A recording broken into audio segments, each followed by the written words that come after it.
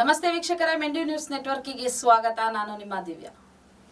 ಕರ್ನಾಟಕ ಶಾಲೆಗಳು ಅಧಿಕೃತವಾಗಿ ಆರಂಭವಾಗಲಿವೆ. ಈ ಶೈಕ್ಷಣಿಕ ವರ್ಷದಿಂದ ಸಮವಸ್ತ್ರದಲ್ಲಿ ಶಿಕ್ಷಣ ಇಲಾಖೆ ಕೆಲವು ಬದಲಾವಣೆ ಮಾಡಿದೆ. ಈ ವರ್ಷದಿಂದ 6 ಮತ್ತು 7ನೇ ತರಗತಿ ವಿದ್ಯಾರ್ಥಿನಿಯರಿಗೂ ಸಹ ಚೂಡಿದಾರ್ ಧರಿಸಿ ಶಾಲೆಗೆ ಬರಬೇಕೆಂಬ ಆದೇಶ ಹೊರಡಿಸಿದೆ. ಇಲಾಖೆಯು ಶಾಲೆಗಳಿಗೆ ಈಗಾಗಲೇ ಸಮವಸ್ತ್ರ ತಲುಪಿಸಿದ್ದು, ವಿತರಣೆ ಕಾರ್ಯಕ್ರಮವೂ ಸಹ ಆರಂಭವಾಗಿದೆ. ಜಿಲ್ಲೆಗಳಿಗೆ 70% ಪಠ್ಯ ಪುಸ್ತಕವೂ ಸಹ ರವಾನೆ ಮಾಡಲಾಗಿದೆ.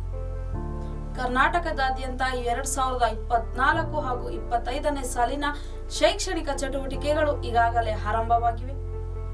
ಸರ್ಕಾರಿ ಅನುದಾನಿತ ಶಾಲೆಗಳು 29ರಿಂದ ಪುನರಾರಂಭಗೊಂಡಿವೆ.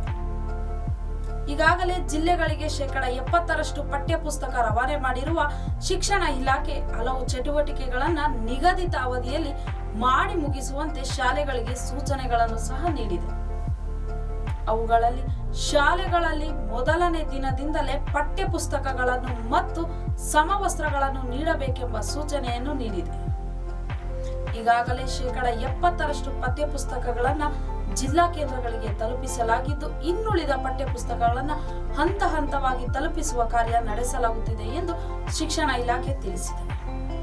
ಶಾಲೆಗಳನ್ನು ತೆರೆದ ಮೊದಲ 2 ದಿನಗಳ ಒಳಗಾಗಿ ಅಗತ್ಯ ಸ್ವಚ್ಛತಾ ಕಾರ್ಯಕ್ರಮ ಮುಗಿಸಬೇಕು. ಮಕ್ಕಳಿಗೆ ಸಿಹಿ ನೀಡಿ ಶಾಲಾ ಪ್ರಾರಂಭೋತ್ಸವ ನಡೆಸುವಂತೆ ತಿಳಿಸಿದೆ. ತರಗತಿ, ಸಿಬ್ಬಂದಿ ಕೊಠಡಿ, ಶಾಲಾ ಮೈದಾನ, ನೀರಿನ ಟ್ಯಾಂಕ್, ಅಡುಗೆ ಕೋಣೆ, ಆಹಾರ ಧಾನ್ಯಗಳ ಸ್ವಚ್ಛತೆ ಮತ್ತು ಅಡಿಗೆ ಪರಿಕರಗಳನ್ನು ಸ್ವಚ್ಛಗೊಳಿಸುವಂತೆ ತಿಳಿಸಿದ್ದಾರೆ.